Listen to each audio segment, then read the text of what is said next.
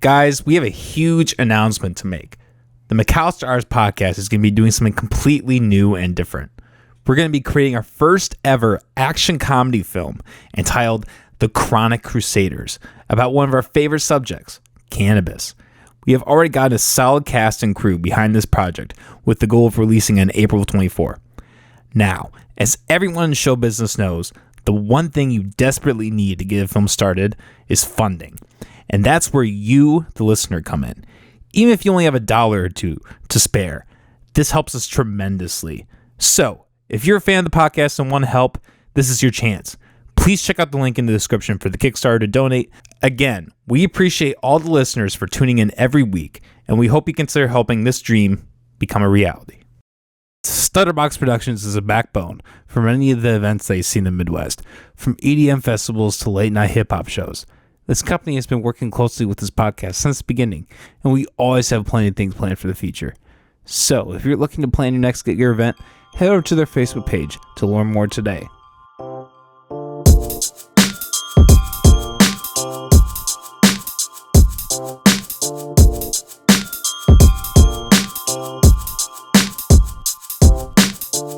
I have some of these motherfuckers that come in with like symbols in their name, and I'm like, bro, I'm gonna have to write this down. Like, you're not Prince, bro. You're not. You're like,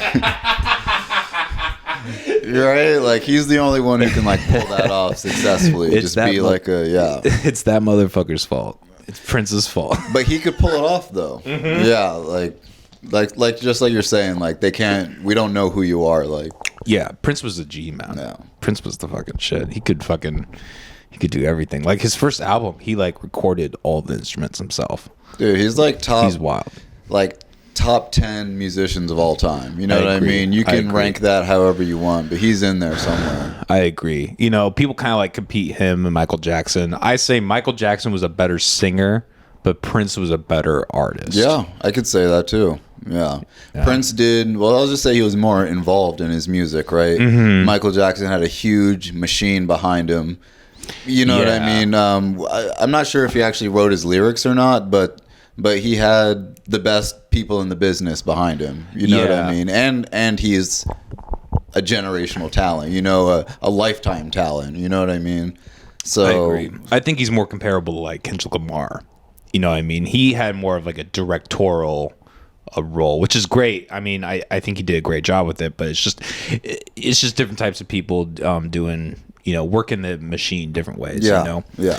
You got to play to your strengths. Exactly. Well, and I think, you know, in any field you go, but especially an artistic route, like, you know, we were just talking about my hip hop career, right? Like my short-lived hip hop career. Like a big reason why I left that is because, you know, as an artist, you have to be able to look at your talents, what you're good at, what's being successful.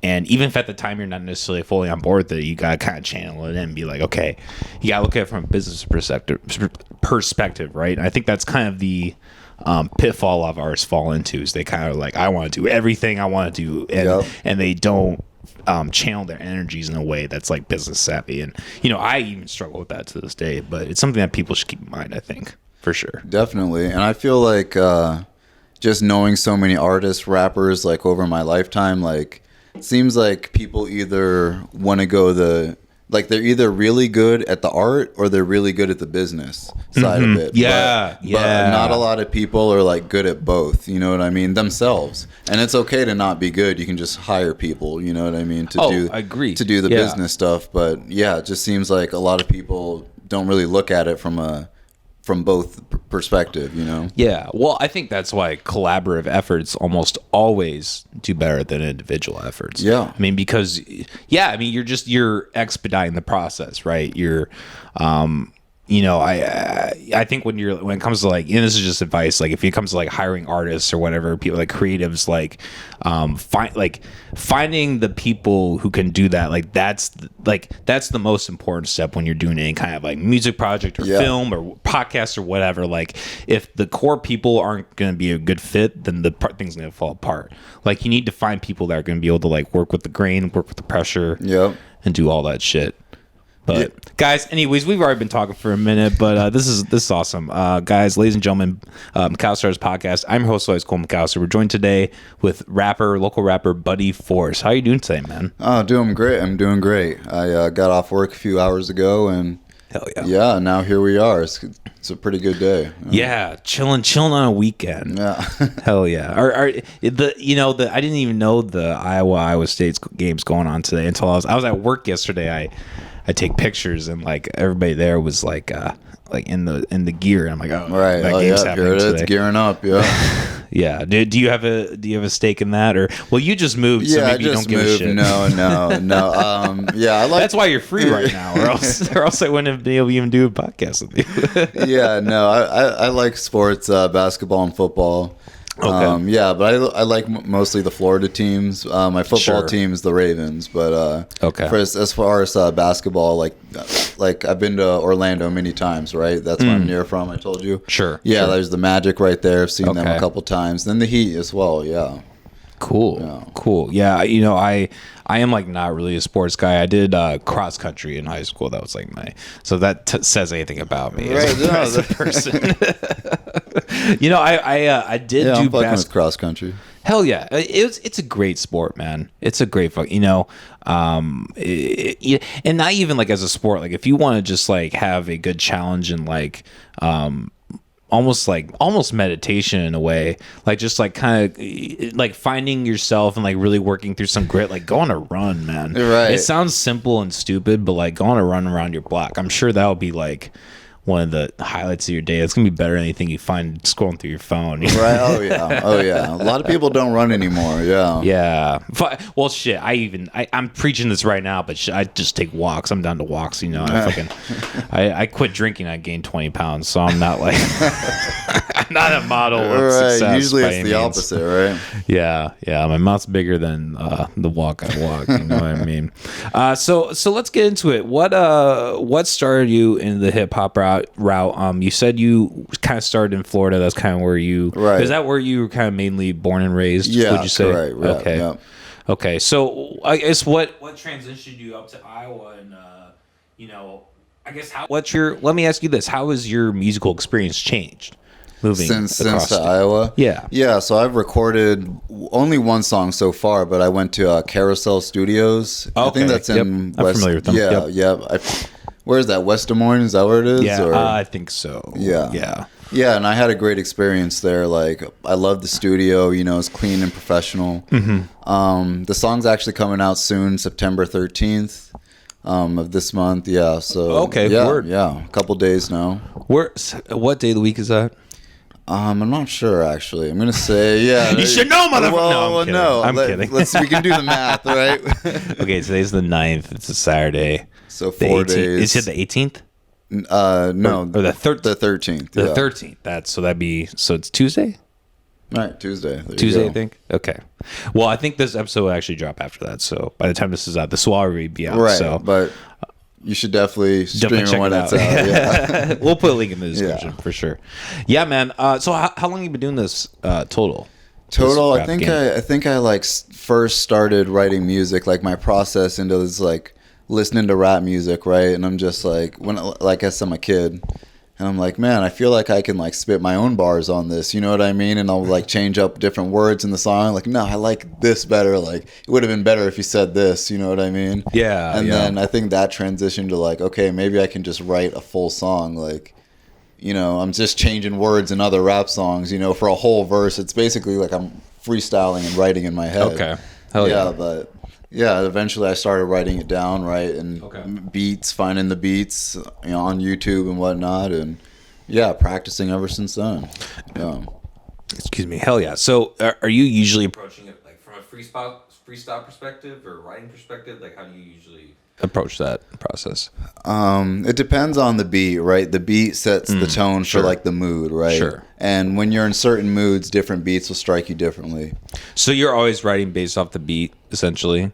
Essentially, yeah. Okay, cool. Yeah. But now you can talk about anything on any beat, you know what I mean? Doesn't need, if you're on a sad piano track, it doesn't have to be, super sad, but you could do like some Lil Wayne shit, just talk about eating out pussy, It's like fucking sample mode. Sorry. Dude, I love Lil Wayne, man. He's one of the best. He's the shit. Yeah. I've been listening to him a lot lately. He's just like, he's one of those artists where like you listen to like the Carter 2 and the Carter 4 and they're completely different albums, like they're completely different sounds. And like the fact that he's been able to like traverse through all these different movements of hip hop and like, he's like been, his style hasn't really changed since he came out, or at least for a long time. You know what I mean? Just in the way that like he's not like doing like crazy rap trends. You know what I mean? Oh, sure, yeah. He's essentially just rapping the same way that he's always been rapping, but it's over. And it's still great. Yeah, no, I agree with that 100%. Yeah, no, because you listen to him, it's like, yeah, it's still Lil Wayne, and he's only 40, which he does not look 40. I know. All that lean, man. Dude, it's not good for you, man. Yeah. God, you know what though? I did see an interview with him lately. He was on the Tony Hawk podcast, and he looked like relatively healtly. Like he looked actually pretty fresh. So I'm glad he is like getting better, getting help. Maybe he is. Yeah, maybe he's just sticking in the weed. Like yeah, I hope so. But yeah, because I have a friend who did that lean shit, and he went off the rails and. Yeah, man. Stay away from codeine. Stay away from fucking Xanax or what? Hydromethazine. What's the promethazine? Yeah, something like that. The technical term for lean. But yeah, stay away from that shit. I tried lean once and it wasn't even that good, man. What did it taste like? Well, it was basically just like cough syrup, and it was like a concentrated cough syrup. So was it like grape or? Yeah, strawberry? Yeah. It was a grapey. Flavor, yeah, but I mean, it was just like taking a Xanax, basically. I feel like it's liquid the same form. Yeah, I feel like it's that same kind of not really dissociative, but just like a numbing sensation. I don't know if you've ever taken Xanax or benzos or anything like that. I don't recommend it. But yeah, it's and that's something I'm really glad it's like declined. It's like the use of benzos. I think people have started prescribing it less, which is good because I remember 4 or 5 years ago they were handing that shit out like candy. Like you could just go and be like, I'm scared. Like there's the John Mulaney joke where he's like, he goes into the doctor's office, he's like, oh, I'm scared of flying, and he's like, okay, here's Xanax. Like it's that fucking. That's all easy. It took back then. Yeah. I mean, you could probably say it's still probably that easy, but it's a little. I feel like people are at least a little more knowledgeable about like, hey, this might actually have some long-term side effects. But at that point, you already know what you're getting yourself into. Yeah, exactly. Yeah, man. So, shit. Yeah, it's so. How do you like living in Iowa in general? Do you miss Florida, or how do you feel about all that?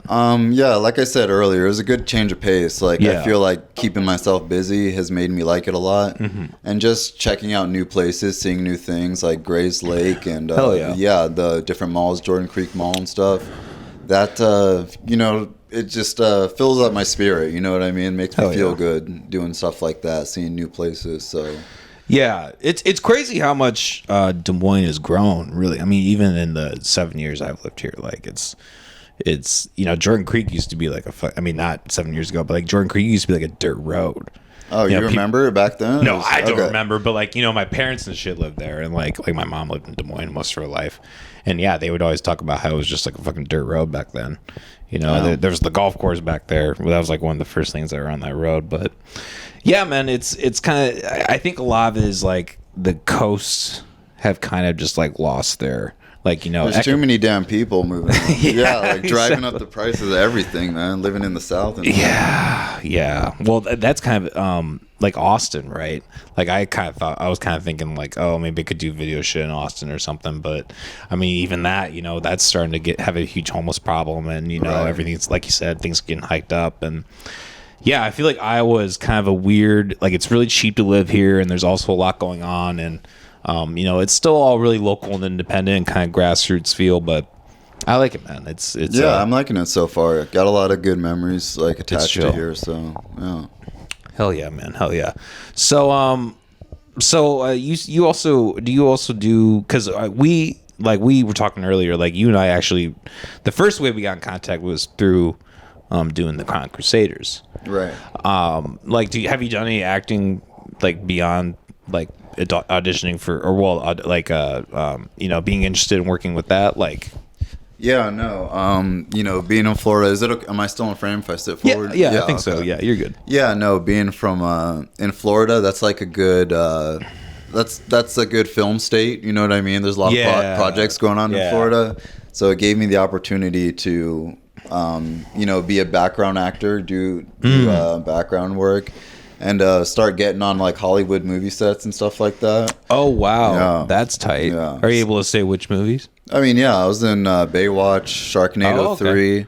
Ooh, Sharknado 3. Yeah, that's just background stuff, you know what I mean? Okay. But it's still awesome, it's still cool being on the set, you know what I mean? And yeah. Craft services tables always fire. All that shit. Yeah, that is probably an advantage to against like someplace like Iowa is like the likelihood of like a big Hollywood driven machine of a production coming to Iowa's. I mean, there's been talks of it. I could get into the whole like the Iowa tax code and a bunch of different reasons why Iowa almost had a film industry but didn't, etc. Some history there. Yeah, well, I mean, long story short, there was a tax thing that was initiated in like I think the late 2000s, early 2000s, and basically it got abused. The guy who ran it like just stole. He like used a lot of money or was just being shady or something like that. So the whole thing kind of fell apart and it hasn't really looked up since. But like, there's nothing wrong with that. But like, there's something that is kind of missing. Where like, I kind of wish like, oh, maybe if we did go to places like Austin or Atlanta or Florida or whatever, where they are making these big production, right? You have a films. Bigger chance of stumbling into something. Yeah, I mean, not even that. Just witnessing how that's done. Watching like thousands of people in one place, just like all working together to create this big production budget thing that you go see on a big screen. You're like, oh my god, how'd you do this? Like seeing that actually happen. Like that would just be amazing to witness. Like you're not going to get that in Iowa, right? Like even if there was like some kind of like Netflix TV spot or something that came to Iowa, it would be nothing like going to LA and being on the set of Avengers or whatever. Even though I'm not personally a huge fan of those Marvel movies, like I do have to admit, like watching that process would be cool. Watching how they do it would be cool. I will say that. Yeah, that would be like invaluable, like for you as a director, invaluable experience. You know what I mean? 100%. Way better than like any education, mind you. That's the real thing. You're working, exactly. Learning on the job. Exactly. It's like language, man. Like I learned more working with other Hispanics in a deli shop than I ever did 2 years doing doing a Spanish class. It's living in it and living that experience. That's always going to be the best education. Way better when you're immersed in the culture and all that. Yeah, exactly. No, and I think it's kind of interesting the format of like education in general, with the internet, right? Like I almost feel like, in my opinion, for the better.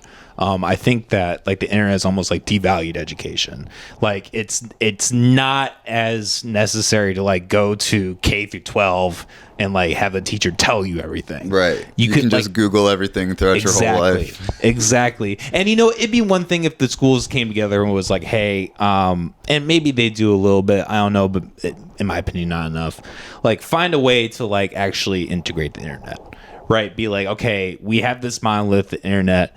Like, let's recognize that, yes, this is probably going to take away a lot of what we do as teachers, but it's similar to like AI in the film, right? Like, take the beast and use it versus just like fight it the whole time. Because if you keep fighting it, then you're just going to devalue yourself and you're going to make people lose faith in the institution and the system, which, again, in my opinion, is okay. But, I think it's important for people to think about that, to think about, keep processing things. Yeah, keep moving with the times. Yeah, exactly. It's important, man. It's important. Yeah. Do you have any cool anecdotes from being on those sets? Or anything like that? Yeah. Just meeting all the people. First of all, like I gotta say, the craft services like are immaculate. You know what I mean? Like sure. I can't stress that enough. Like I've never seen that much free food. Like they're like, yeah, eat more. I'm just like, oh, I'm so full, but I haven't made it to that thing yet. I'm just like, you know what I mean? Like, it's something you'll never forget. But no, there's just like tons of cool people, you know what I mean? Like between takes, you're just chatting with random people, and everyone's in the same boat as you. There's that mutual respect, you know what I mean? Like, hey, we're trying our best here. I know you're trying your best. I know we're in the background, but you know, this is the level we are on as actors. And yeah, they're really cool. Everybody's really cool. Sometimes you get to talk to like the producers and the actual directors too, or they, you know what I mean? They're like, I need you like over here, like da da da da. You know what I mean? Like, yeah. So you said you did Baywatch and you did Sharknado, and then did you do anything else, or just background or just more background work, like just like smaller types, yeah. Okay. And like, I guess like from your perspective, have most of those experiences been like positive? Have you ever had times where like you just saw the producer or director just being a dick and you were like, what the fuck? Like, I don't know, like, has it been pretty chill for the most part? Like, it has been pretty chill for the most part. That's cool. Yeah, especially on the Hollywood sets. I feel like people know what the deal is on set. You know what I mean? Like, this is the guy in charge. Like, yeah, there's level. We're not really here to challenge him the whole time. You know? Yeah, well, and I can imagine that. That's again kind of something else that Iowa lacks. It's like, you know, when you're dealing with like a grassroots type of environment and nobody's really getting paid, it's really easy for egos to get in the way. And like, you know, like, not to talk shit about the 48-hour project at all. Like, I think the project's great, but like, I think I think it really showcases a lot of the pettiness that is in a local scene. Like, that's something I kind of just like took away from it. Was like, I think like, and it was really sad because there were a lot of really great productions, but I also think there were a lot of people who just were kind of petty about it and kind of like, oh, I didn't get this award. And it's like, okay, guys, we had like, well, I think it was 48 different films get made for that thing out of Iowa, which is like the biggest that had ever been. And like, can't we just appreciate that? Like, what if we took like 5 or 8 of these groups, combined them together, and like made like an actual fucking huge ass production? Right. Like, that's where my mind goes. That would be amazing. Exactly. But then you kind of just get these people who are like, oh, my project didn't get the best of, you know. Right. It's like the artist, you know what I mean? Like, and again, I'm not trying to disparage the 48-hour or even A group specifically. That was just something I kind of came away. Like, I did a post about it. I was like, you know, this is just something I kind of came away from, and it's not even that like particular event. It's just Iowa in general. It's just, and not even Iowa. It's just local scenes in general. That's what always happens. It gets cliquey, you know. That's why I think like when you bring money into it, that's when things start to actually get better. Right. Is like hierarchy starts to like level out. You know what I mean? Exactly. They're like, all right. People are actually there for their job. They're like, oh, I'm getting paid to do this. I need to, it doesn't matter how I feel or whatever. I need to do X, Y, Z right now. Not like, oh, Henry's kind of a dick. I don't want to fuck with him, you know. Which is fine. Do you mind if I grab a sweater really quick? Oh, sure. Yeah, we can take a quick break. That's totally fine. Yeah. We'll be right back. Yeah, my experience was really good with my team, Welch Film. Yeah. Hell yeah. Our project was the painting, and it was like, you know, you had to say that line, right?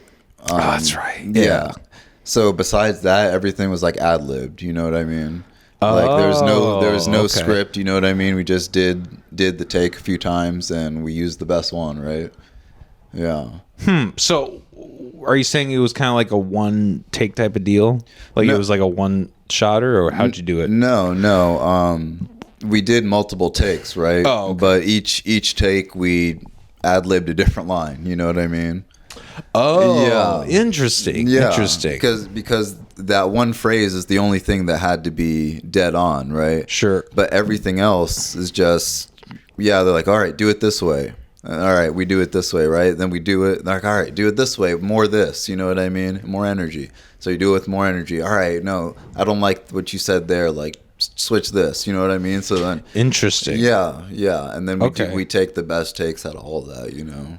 Okay. So did that make for like a quicker process, do you think? Like did that ease it up just doing it, or was it a whole long thing that you did? Did it take a while to do? It took all day. Yeah. Okay. Until probably till like 6. Oh wow. Yeah. Okay. We started at 9, 10, you know. 9:30. 9:30. Yeah. Okay. No. Did you guys do a whole, cuz like our group we did like a whole like Friday night like collab, and then we did all day Saturday, and then they edited all day Sunday. And like we were talking about before, like I have no interest in like running a 48-hour at this time, because that's all. I already do the podcast and everything else. I'm not trying to I'll be involved, but I'm not trying to run anything. I already run too much, I love people who who are involved and do it, though. I think there's a lot of potential here, man. And yeah, like I said, I'm not trying to shame anyone. It's just kind of, oh god, it's the cat fucking up the no, it's fine. Hi, kitty. Yeah, we can put him out if you want. Oh no, he's cool, man. He's cool. But yeah, man, no, I think there's definitely something to be said for like just the area in general. There's a lot of potential, but I don't know. It's an interesting thing. What? I mean, you're a fan of film. Like, do you have any kind of like favorites when it comes to film, or anything that you like, any types of film that you prefer, like horror or anything like that? Like, do you have any? No, I wouldn't say I like every type of film. Okay, but you're not a big film guy or anything. No. Oh, you are. Okay. I am, but I just don't like every single type of film. Sure. Yeah. No, me neither. I mean, yeah. I don't like exactly. That's all I'm saying. Like, I love action movies, kung fu movies. Oh, nice. Sci-fi. Like, I'm wearing, this should tell you just, you know what I mean? Like, everything, like, with animation and did that new one cartoons. come out yet? I think so. Yeah. You didn't see it? I didn't see it yet. Okay. I didn't see it yet. But, yeah, I'm into, like, I like Guy Ritchie movies, like fast-paced. I like Bullet Train, you know what I mean? Like, I have yet to see that. Oh, yeah, no, it's great. Quentin Tarantino's pretty good. Ooh, yeah, he's one of my favorites. Christopher Nolan's pretty good. Yeah. Did you see Oppenheimer? Not yet. Oh my god, dude! Like, movie of the year, hands down. I think for a lot of people, kind of went over their heads because, and like understandably, because it was like a very dense film. Like, if you see something like Interstellar, like, and you watch that movie over and over again, you realize how dense a movie like that is. Even like so much.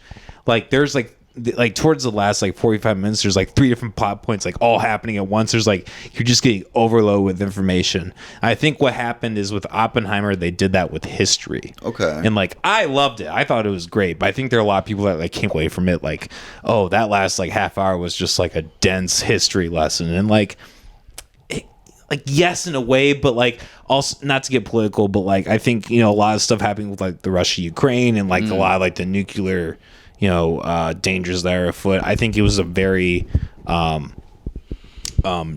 timely needed film. Like, it was a film that like we needed in this time. I think he handled it in a way that was like very apolitical. Like, he didn't paint anyone as a good guy or bad. That was another thing I really loved about the film, is nobody was the good guy in that film. Like, the U.S., like, everybody had their own motives and their own selfish reasons for doing what they did. They were all complicated. Like, and it was beautiful. Like, I think it was a lot better than if he had been like, oh, like, go USA, like, America. Yeah, no, that's what I feel like. That takes a lot of restraint. And that's like a sign of a good storyteller when you can let the viewer decide who's good, who's bad. Make your own assumptions. Exactly. But this is just what happened.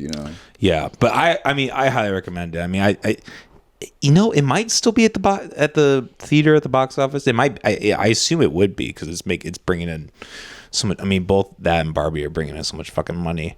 But yeah, if you have a chance to go see it, I mean, not even in IMAX. Like, I saw it in IMAX and I loved it, but like, even if you can just go to the theater, I highly recommend it, man. It is 3 hours. It's a long movie. Like, you gotta strap in for sure, but it's fucking worth every fucking minute, man. It's great. What else have you seen lately?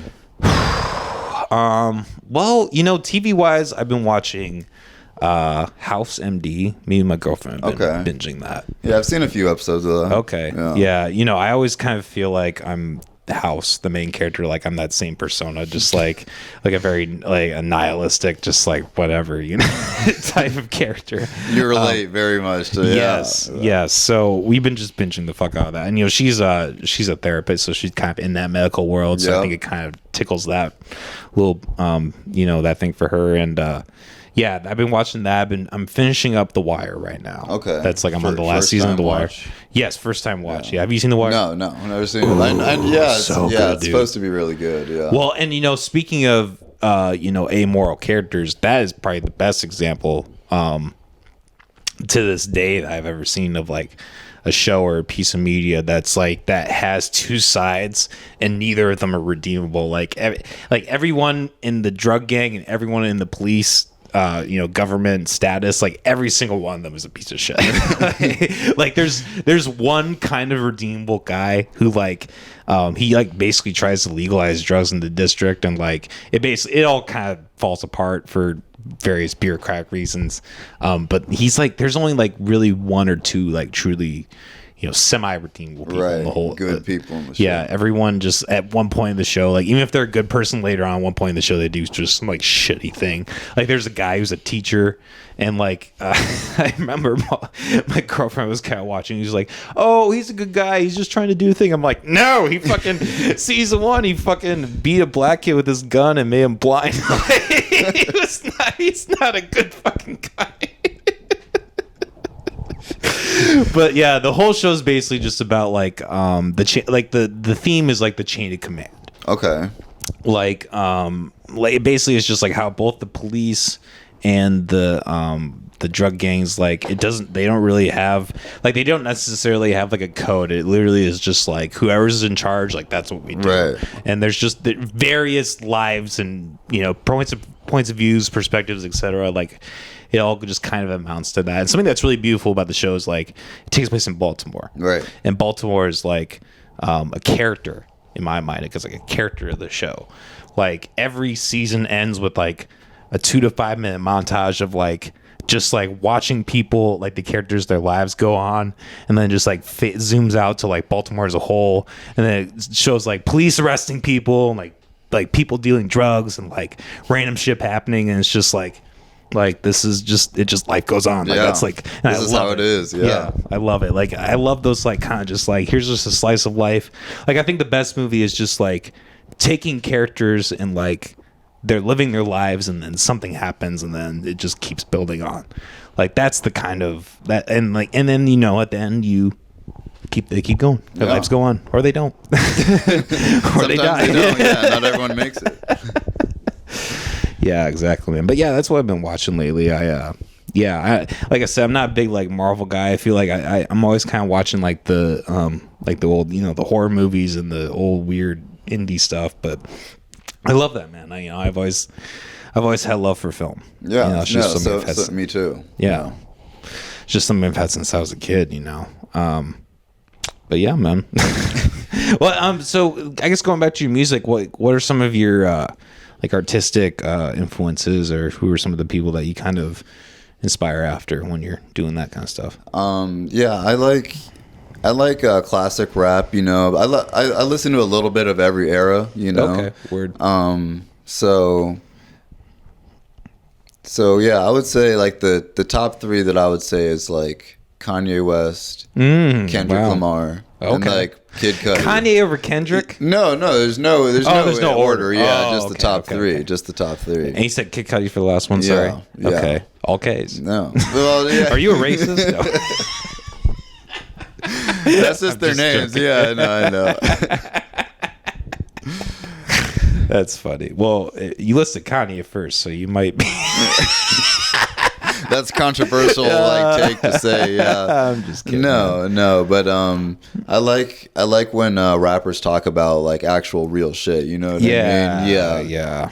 And I feel like all three of those guys have at each point made a song that like hit me in the feels. You know what I mean? In that right way, where it's like, oh, I can relate to that in some way. Not in like every way. But like, I'm feeling how Kanye felt in this song, or I'm feeling how you know what I mean? Like, you relate to the music in a different way. Yeah. I remember when that song Easy came out. It wasn't technically a Kanye track, but it was The Game. The Game released it was like The Game and Kanye put it out, but Kanye made the beat and he rapped over most of it. So it was, I feel like the reason he didn't put it out was for legal reasons. Like the reason he did put it out under Kanye specifically is like for legal reasons. Because it's, I mean, the whole song's just about like him basically, and like, you know, when he was going through the divorce, and like I was going through my divorce and separation at the time that came out, or very shortly before, like that ended before the song came out. Like I remember kind of like I wasn't like really emotionally involved, but I remember kind of just listening to him like, yeah, I feel that. Like it's awful. Dude, that's it's all like, it takes. That's all it takes. Like it's awful. He's saying some crazy shit, but you're just like, yeah, like, I've been there. I felt that. I feel like that's what makes all good media, right? Is it relates to somebody, you know? That's like the core thing that ties all media together. Like in every movie, you're like in House, you're like, oh, I can relate to that. You know what I mean? They made something you can relate to, and I think that's what ties like all media together. You know, that's what we're doing here, is to relate to someone. Exactly. You know, I think something similar that, and this is kind of a weird tangent, but something that House, Kanye, and Donald Trump all have in common is the reason that they have appeal is because they play the character that like nobody likes. But because we're human and we all have bad parts of ourselves, like we kind of like that in a way. We kind of like that there's someone out there like channeling that bad. So like people kind of wonder like I never thought about why it like that. why do people like Kanye and Trump, like why do they keep like having this following? It's like because people love that. Like like it's fucked up, but there's this whole group of people who like kind of like the fact that like, hey, you know, like I feel like I kind of have some fucked up opinions, and there's someone else who kind of has these fucked up opinions. So like maybe my opinions aren't so fucked up. You know? That's true. Yeah, they relate that. Yeah. What do you think about, you know, you listen to Kanye in your top three, like what do you think about like all the controversy with Kanye, and like, you know, I guess, you know, both from like how, you know, the whole divorce went, and, you know, all the racist stuff with the Jews, and like, you know, and he's kind of, I don't know, do you think he's gonna come back? Like, I don't know, what do you think about all that? No, I don't think what he's saying is like right, obviously, but it's crazy. But I think like he's kind of had a public battle with mental illness a little bit, you know. 100%. So I don't know how much you want to put that into account of his actions, but 100% agree. 100%. But at a certain point, he's making the choices too. There's no. I had a Jewish doctor. Right. There's no denying and like co-signing any of what this guy's saying. You know, no matter how lucid or not he is, but. Yeah, well, that's kind of... It's not good. It's not good. I agree. Well, and that's kind of the dangerous thing, right? It's like, I mean, it's not so relevant now, but like, you know, back when he was like going at Alex Jones and shit, like you could see like, oh, this man is like not doing well mentally. Or like if you see him on Lex Fridman, like he's like... He like, I don't know. Did you see that interview? Not the Lex Fridman one. I saw the Alex Jones one. Okay, you should check out the Lex Fridman one. Like before that interview, I was kind of like, I didn't know how I felt about it. I was like, you know, maybe Kanye's just going crazy. Then you listen to that interview, he's like, oh no, this man is like an actual racist. He actually hates Jewish people. Like it's like you can feel it in his blood when he's like talking about it. But it's funny because he showed up to the interview like in paint clothes. Like he showed up like in a hat that had like speckled white paint on. He had speckled white paint like all over his clothes. He had like a sweater. That's and, like, the drip, bro. Yeah, Fashion like he looked icon, like he hadn't showered in 2 weeks. Like he was just like this man is not doing well. Yeah, it's kind of sad a little bit, honestly. Yeah. Well, that's the thing, right? Like it is in a way sad. Like I mean, I guess there is kind of a point where like just regardless of whatever mental illness you have, like if you say things or think things, like that's irredeemable, right? But yeah, you can definitely still look at that and be like, yeah, that is kind of sad how and yeah, I don't even know where the fuck he's at now. Well, like, no, it's sad in both ways that like, you know, this guy's mentally ill, but it's also sad that he's having these thoughts too, you know what I mean? Like that. Those aren't normal thoughts to have. So yeah, well, that he's just like gone so far down that rabbit hole of like, you know, whatever correlations you can make with like, you know, Jewish people and money or power or whatever, like to like correlate an entire race to anything.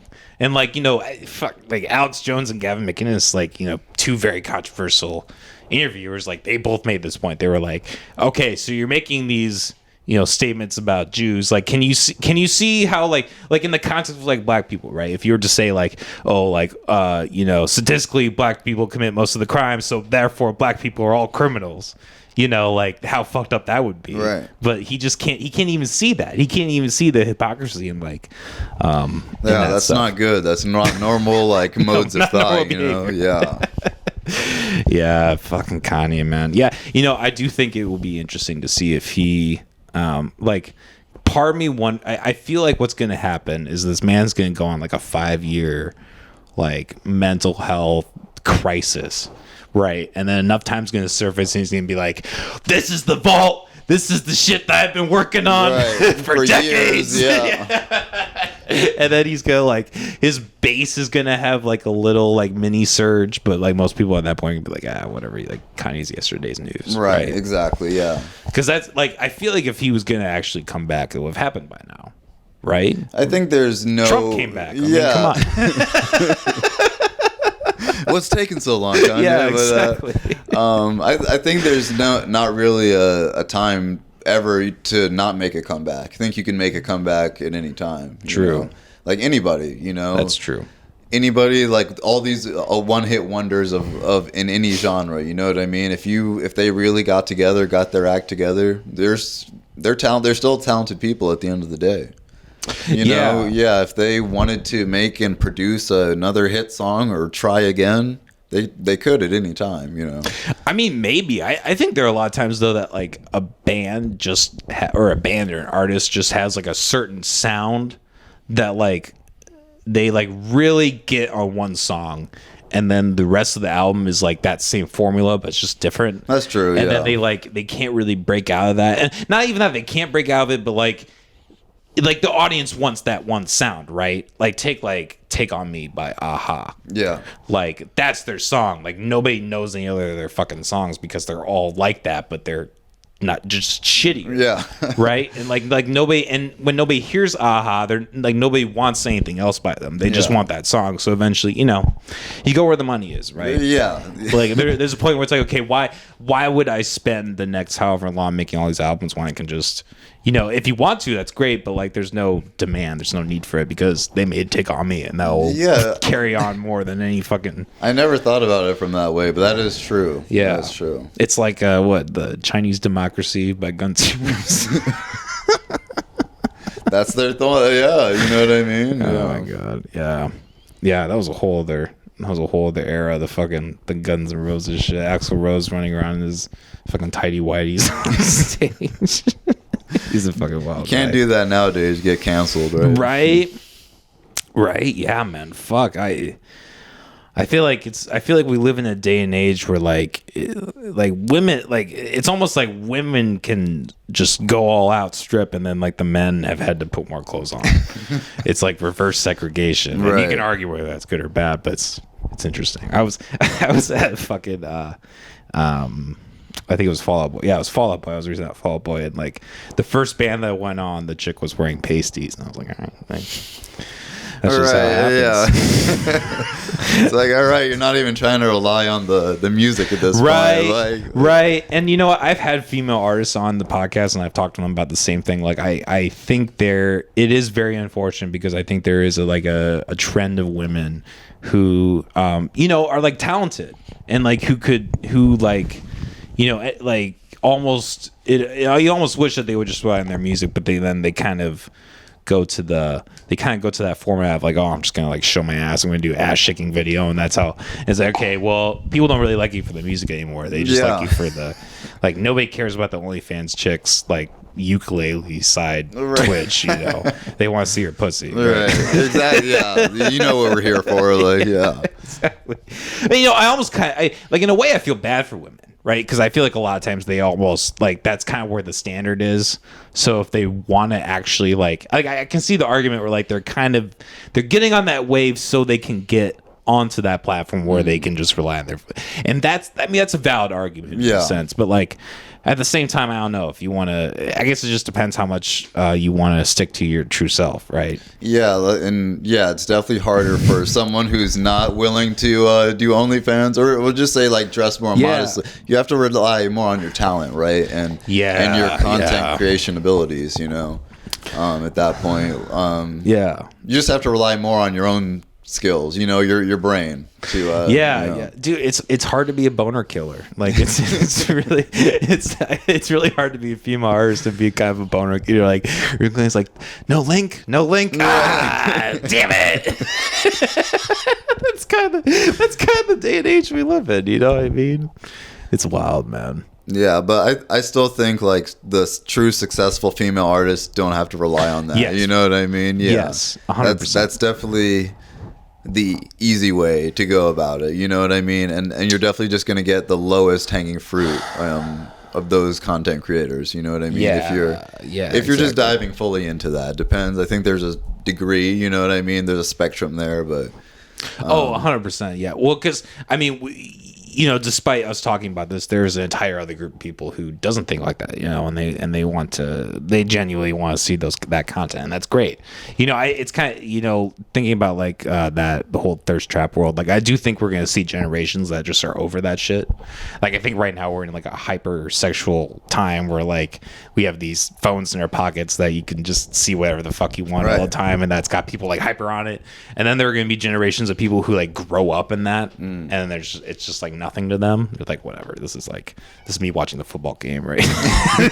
Which is fucked up, but like I feel like in a way it's almost gonna like work against people who are, another thing, like AI. Look at AI, right? Like what happens, and this is already happening, like what happens when AI gets a hold of porn, and then AI is able to create better porn than people are. And then all these people who have put their pussy on the internet, now they're pussies on the internet forever. They're not making any money off it because the AI is. And then they're like, shit. Yeah. Everybody can see my pussy. No. That's the next wave we need to jump on is the AI porn, dude. Yeah. That's a $1 billion industry just waiting to happen. That's the stock market, man. That's the stock market move. Yeah, there was I was listening to a podcast, and this guy was talking about a man who was like married to a sex robot. He considered, like, for 10 years, like 10 plus years, he like considered himself like full in a relationship with like a sex robot. Right. And it's wild, man. It's wild. That's not even surprising. Right? That's the thing. Like, I'm like, that's you're like, that's just happening now. Like, how did that not happen 20 years ago? Like, come on, this is staring us right in the face. Right. They make a whole show, My Strange Addiction and shit. People are addicted to like inanimate objects and whatnot. That shit's crazy. So the sex doll is just par for the course. What I mean? Yeah. Like the lady who's in love with the Eiffel Tower, I think it is. And then there was like another follow up where she cheated on the Eiffel Tower and went to like this like ride or like a fence or something, and she just like sat on this like pointy fence. It was like this fence that was like jagged, and she was like sitting right in the jagging. You're like, first of all, like that just looks uncomfortable as hell. You need a penis. You need to stop fucking this fence post. It's not good for you. No, terrible medical advice. Yeah, you're gonna get fucking like cyst in your pussy from like a splinter or something. People are wild, man. People get hooked on the weirdest shit. There's a bunch of dudes on that show that are like in love with their cars. You know what I mean? Yeah. Like making out with the tailpipe type shit. You know what I mean? Yeah, and probably more. Definitely more. Yeah, probably. But they put a fleshlight in the tailpipe. And that like happens like once per season. You know what I mean? So this is like a saga. You know what I mean? Like saga. They could make a whole ass show about that. Let's be real. At least a mini series. It just I don't think that many people want to be known for that and like put that out there. You know? Right. Like, well, that's a whole other step, right? Like, it's one thing to have the fetish. It's a whole other thing to be like, all right, this is me, bro. Yeah. This is fucking me. But hey, you know what? If there's any time in history to do it, now's the fucking time. we definitely make the worst people famous nowadays. Like, the worst of the more terrible of a person you are, like that's how far you're gonna go in this industry. You know what I mean? Like, yeah. Do you think that's ever gonna end? Or you think that's just how it's going to be forever? Like people being able to hijack the attention because of how bad they're acting or whatever. I think there's a certain amount of people like already who are like a little bit self-aware. You know what I mean? We just don't expose ourselves to like, you know, these terrible people. You know, but yeah, I think I hope over time like people will become more self-aware of this and be like, okay, this isn't like what we need to be glorifying right now, or like this is, you know what I mean? Yeah. But I think that might take a long time though.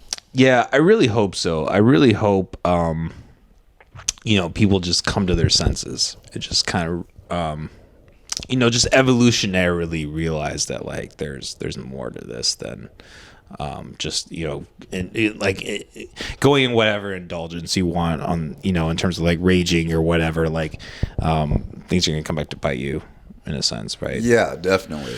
It's on there forever. A lot of people have lost their jobs over, you know, tweets from 10 years ago. So yeah, I mean, be careful out here. Yeah, I mean, pot called the kettle black. Like I have a fucking podcast where I say crazy shit every episode. So I mean, you know, it's that shit's definitely come back to bite me too, man. But you know, that's also kind of another thing too, right? Is like you almost kind of wonder, like, is it so overdone that like is it just not gonna matter? No, yeah, that's definitely plays a part in it. Like like every person who comes next, right, has to top the previous person. Yeah, you know what I mean, in debauchery and crazy shit that they're saying. You know what I mean, like let's say like, you know, you said like Kanye and Trump, right? Like yeah. like if one is more famous for like a year, the other one's gonna say some crazy shit, so they're more famous the next year. Then the other one's gonna like top, and it's not just those two, but it's whoever is just gonna top it the next year. Somebody's gonna say something more wild, and who knows where that's gonna end. But you know, it's really funny. So back in that round, that's right before that time where Kanye won the Alex Jones show. He went on a show called Timcast RL with the host Tim Pool. He went with Milo Yiannopoulos, if you've ever heard of him, and Nick Fuentes. Yeah, I've heard of both of them. Yeah, both very controversial figures. Have said some crazy shit. So they all showed up to this interview. Nightmare blunt rotation right there. Essentially. But the funny thing was they were only there for like 10-15 minutes. Okay. Because like the interviewer, like he tried to like kind of leave like the Jew stuff like you know, till like the end of the thing, like, or in the middle of it or whatever. Like he tried to start with the story, but like Kanye just went in like, oh, I want to talk about the Jews, and then like he questioned him. He's like, hey, this is kind of, you know, he said like, hey, that's not right, it's kind of fucked up, and he just walked out, you know. But it's funny because before that interview, the three of them went to go get lunch with Donald Trump or dinner or whatever, and Kanye proposed to Donald Trump that Donald Trump be his vice president for the presidential run. The man's bold, like that, which is a hilarious idea, right? That like the most egotistical man that's been on, one of the most egotistical people to be on the public sphere in the last decade, right? Is like gonna be vice president to Kanye West. But if they did, that's like guaranteed win. Like right there, let's be honest. Like I don't think Trump actually thought that one through. Like that's like a guaranteed. Like worst case scenario, you're vice president. You know what I mean? Like when Trump is at the level that Biden's at now, that's when he's gonna be like, okay, I'll be your vice president. Right. But you know, I feel like Trump's not gonna like. I feel like Trump isn't the kind of person that when he dies, he's not gonna like wither and die. Like he's gonna go out in flames. He's gonna be like, you know, what is that gonna look like? It's gonna be cholesterol dying from dying. He's gonna be in the middle of a triple quarter pounder and he's gonna just fall and die on it. He's gonna be eating a taco bowl. He's gonna fucking face plant into it. That's how I predict him going. He's not going to get assassinated. He's not going to get shot. He's going to get killed by a fucking taco bowl. Right. I heard this one comedian say Trump is the first president you could punch assassinate. Yeah. Oh, no, that was Biden. Oh, no. Yeah, Shane Gillis. Yeah. Shane Gillis is the shit. That's hilarious, though. So funny. Yeah. Do you have any opinions on the presidential election coming up, or are you pretty apolitical? Yeah, I'm definitely an independent. Like Okay. I'm conservative on some issues Sure. and Sure. liberal on others. So Sure. yeah, I don't really lean to either side too Okay. much. Yeah, Do but I like to talk about it and dive into the different sides and what's going on. Well, you're on the right show for that. Yeah, Man. You're on the right show. Do you have anybody that you like for the coming election? To be honest, I haven't been paying that much attention just yet. Sure. Right? Like, I feel like the Republican candidates have been getting a lot of airtime, so I see their faces more often. But Yeah. I'm not really sure who's on the Democrat side, like who's upcoming right now. Yeah, so the guy who I haven't 100% given all my coins into him, but someone I really like is RFK Jr. He's running, and the thing that makes him interesting is he's running Democrat, which is like kind of the perfect way to like actually get someone in office and get stuff done. Because I mean, I don't think it's a secret that like in terms of like the current socioeconomic landscape. In a lot of ways, it's weird because we've been predicting these like red waves and stuff, and they just haven't been happening. So it's very clear that a lot of people are Democrat leaning. And I can't remember his name. I think Vivek Ramsaway or something like that. I can't remember. Okay. Something like that. He's like really the only. I mean, besides Trump, obviously, but I don't know. I don't know if that's actually going to happen. But he's the only one that seems to like actually have any pull in the Republican Party, and like I've never even fucking heard of this guy. Yeah. So I think it's interesting that someone like RFK, who's like obviously they come from the Kennedys, established family, and like really has said some really poignant things, about the recent stuff with COVID and things like that, and I don't know, it just resonates. I think he wants to do a lot of things that I like that I personally like a president doing, which is like cutting back the restriction. I mean, there's some areas where it's questionable, but I think for the most part, he wants to cut back the restrictions. He wants to like let people live freer. Right. And I think he has the right intentions, at least.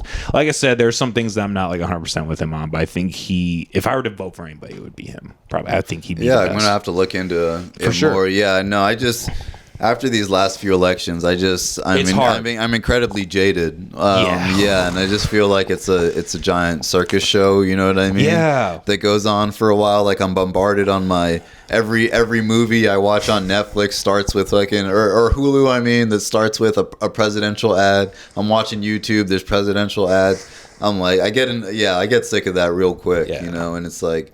Nothing really ever changes that much for the average American, no matter who's winning. We spend billions of dollars just on promotion and campaigning. And it's like, for what? For another person like who does nothing, who's not gonna help you in any meaningful way, Yeah, well, and that is like a very valid reason to maybe even be skeptical of someone like RFK, right? Because like even if he has good ideas, that like I'm personally like I'm a libertarian. That's like the political party I affiliate with. Like even though it is possible I may like register Democrat just to vote for RFK, but for the most part I consider myself libertarian.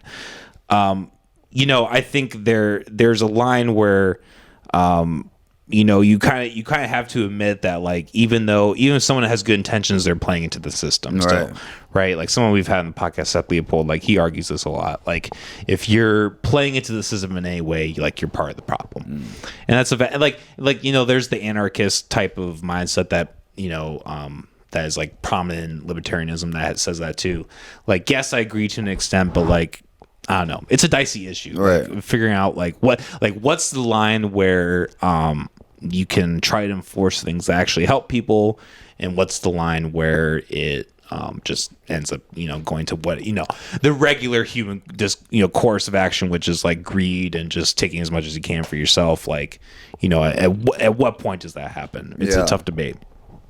Yeah, exactly. You never know like you said, when you're playing into the system, it's hard to differentiate who's right, who's just saying the right things to the right people at the right time. Oh, super. Yeah, there's so many fucking people that just you hope and with the internet, something like the internet, you hope that like you're able to see that a little more, and something that's I think beneficial of RFK over any other candidate is he has been doing like the podcast circuit, like going on JRE, going on these like, very prominent growing podcasts. Like he's the only presidential candidate who's actually doing his marketing right, who actually understands where the internet, American, like where the American public actually is, which is on the internet, on YouTube. They're not on fucking CNN. They're not on Fox News. Yeah, like they don't. It's just background noise. Exactly, and every other presidential candidate is gonna go that same circuit because they're all part of the system. I mean, and you could make the argument that RFK is part of the system too. That's very possible, but